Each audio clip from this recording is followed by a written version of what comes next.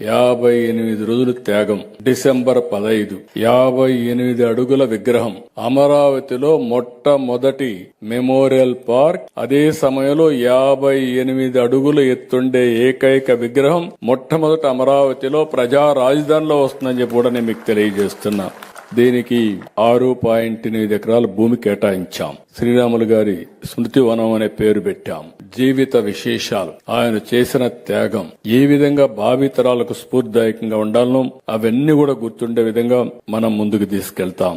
ఈ రోజు మీరు ఒకసారి చూస్తే ఎంతో మంది ఎన్నో మాటలు మాట్లాడతారు గాని పొట్టి శ్రీరాములకి గుర్తింపు తెచ్చిన పార్టీ, మొట్టమొదటిగా గుర్తింపు తెచ్చిన నాయకుడు నందమూరి తారక రామారావు గారు. ఆయన మీరు చూస్తే ఆ రోజుట్లోనే 85లో తెలుగు యూనివర్సిటీకి తెలుగు రాష్ట్రం కోసం త్యాగం చేసిన వ్యక్తి కాబట్టి పొట్టి శ్రీరాములు పేరు పెట్టి పొట్టి శ్రీరాములు తెలుగు యూనివర్సిటీ అని పెట్టి ఆయన గుర్తించిన మొదటి వ్యక్తి నందమూరి తారక రామారావు గారని చెప్పి కూడా నేను మీకు తెలియజేస్తున్నా.